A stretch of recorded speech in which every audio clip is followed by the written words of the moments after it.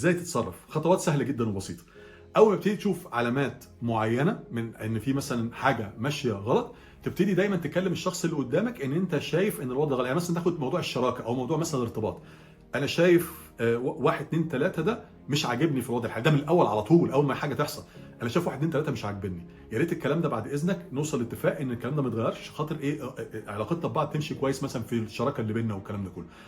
اللي قدامك يقول لك اه ماشي تمام على البركه، كمل معاه، بس برضه حط الموضوع تحت الميكروسكوب. لما يحصل تاني على طول لا تتغاضى ان انت تقطع الموضوع، لا تتغاضى، ما تفكرش مرتين، ما تقولش معلش بعدين والكلام ده كله، لا تتغاضى خلاص. يعني انت بتقول له قدامك وانس ان هو وافق، اول ما هو يوافق ويتفق معاك ان انت عندك حق، لازم تبتدي تراقب الوضع وتاخد قرار بعد كده حتى لو هو صعب. تمام. الوضع بقى بيبقى فيه اوضاع تانية، مثلا انت ممكن تشوف حاجه معينه تقولها للي قدامك، واللي قدامك ده يقول لك لا انا مش متفق معاك في الكلام ده ومش شايف ان في مشكله من اساسه، ده يبقى كده خلاص هي جات لك من الاول.